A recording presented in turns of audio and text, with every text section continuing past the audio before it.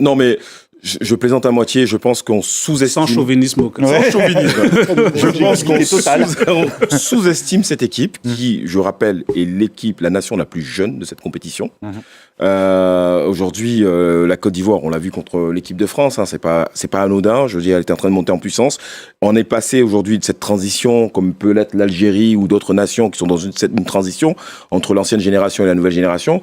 Celui qui représente l'ancienne génération seulement, c'est peut-être Kessié, mais tout le reste, c'est la nouvelle génération des jeunes joueurs. On voit un Christinao qui a 19 ans. Je pense qu'aujourd'hui, avec des coachs qui sont jeunes aussi, Emerse Faé, c'est un jeune coach, Guy Demel derrière, c'est un jeune coach. Il y a quelque chose qui est en train de se passer avec la Côte d'Ivoire. Oublions effectivement l'histoire de la CAN 2023, donc voilà, c'était l'embellie, etc. Mais je pense qu'il y a quelque chose qui est en train de se créer.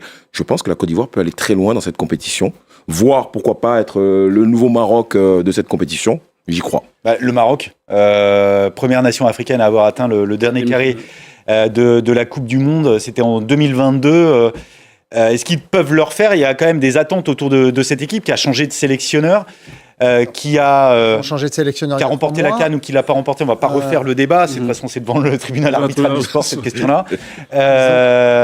Ils ont changé beaucoup de joueurs. Même par rapport à la dernière sélection. Il y a eu un changement de sélectionneur, mais il y a beaucoup de joueurs. Il y a beaucoup de jeunes joueurs. Et surtout, il y a beaucoup de jeunes joueurs qui sont nés en Allemagne, aux Pays-Bas, qui ont pas forcément la même culture que les autres. 7 joueurs seulement sont nés au Maroc. Ouais, c'est une des équipes qui a le moins de joueurs nés dans son territoire. Donc, je suis assez curieux de voir. Déjà, entre eux, ils parlent pas la même langue. Ouais. Donc, faut voir, mais j'ai craint qu'ils aient peu de temps là pour s'adapter et pour constituer une équipe très compétitive comme ils l'ont été il y a 4 ans. Moi, je pense que l'équipe qui a le plus de chance, c'est le Sénégal. Et contrairement à Anderson, je pense qu'aucune équipe africaine ne fera mieux que le Maroc. Parce que le format de la compétition avait 8 matchs en un mois et il est très exigeant. Les territoires sont longs, donc la logistique qui n'est pas la force des sélections africaines va jouer en défaveur sur les derniers détails. Encore, je dis, sans insulter aucune équipe, il n'y a aucune équipe africaine qui a un attaquant qui vous certifie de marquer le but qui vous permet de gagner les matchs facilement. Donc, ces matchs seront difficiles.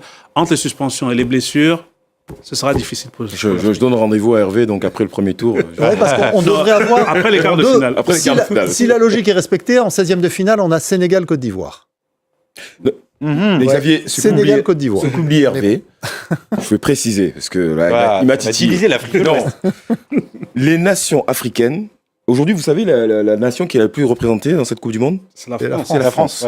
Aujourd'hui, on oublie ce phénomène de diaspora, de joueurs formés en Europe ou autres, etc., qui constituent ces équipes africaines. Ce n'est plus nos équipes africaines d'antan. Il y a cette rigueur. C'est pour ça que je suis pas d'accord avec toi, Hervé, parce que cette rigueur, elle est là aujourd'hui. Et cette rigueur, elle est là dans les nations, dans les équipes européennes.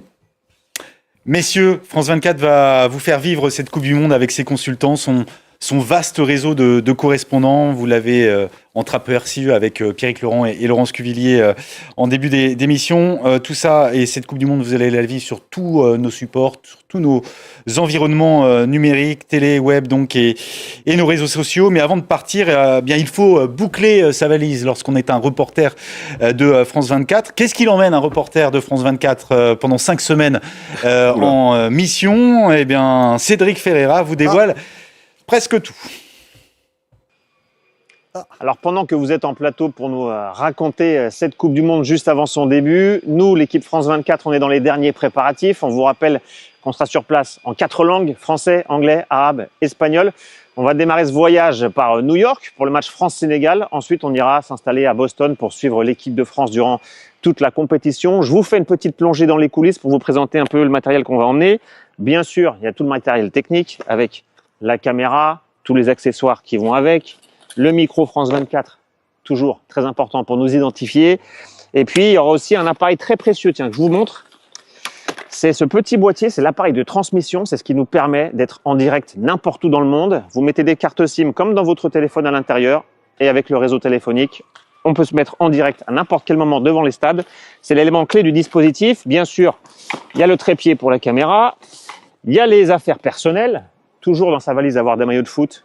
Je vais emmener un petit maillot de l'équipe de France pour les jours de repos, de la version 2016. Un petit cadeau de mes amis ivoiriens lors de la CAN 2024, le maillot de la Côte d'Ivoire. Ça ne veut pas dire que je serai pour les éléphants. Bien sûr, je soutiens toutes les équipes africaines. On espère une belle surprise. La trousse médicale, très important la trousse médicale avec l'élément central. La crème solaire, il va faire très chaud durant cette Coupe du Monde aux États-Unis à Boston. La crème solaire et bien sûr les lunettes de soleil, toujours, il faut se protéger, c'est ce que nous a dit les médecins. On espère qu'on va vivre une belle Coupe du Monde et on sera sur place en tout cas pour vous faire vivre tout cela de l'intérieur. Bravo. Et voilà, Cédric qui s'en va donc aux États-Unis. Il y a à peu près tout dans la valise. Et on espère qu'il va passer les contrôles à son arrivée. Bon, nous, on a une pensée ce soir pour notre confrère journaliste Christophe Glaise, qui est incarcéré depuis juin 2025 en Algérie, condamné pour apologie du terrorisme à 7 ans de prison. Le président de la FIFA, Gianni Infantino, qui a enfin eu un mot pour lui hier en conférence de presse, appelant l'Algérie à prononcer une grâce présidentielle. Voilà pour Christophe Glaise. Ça nous tenait à cœur évidemment d'avoir une pensée pour lui ce soir. Merci à vous messieurs d'avoir participé à cette émission Coupe du Monde. On vous retrouvera évidemment pendant toute la compète. On est ravis de vivre ce mondial avec vous. Vous vivrez les matchs, les débriefs et les coulisses évidemment, puisqu'il y en aura, et de belles histoires à vous raconter. Merci à vous. L'info se poursuit sur les antennes de France 24. Continuez à nous suivre.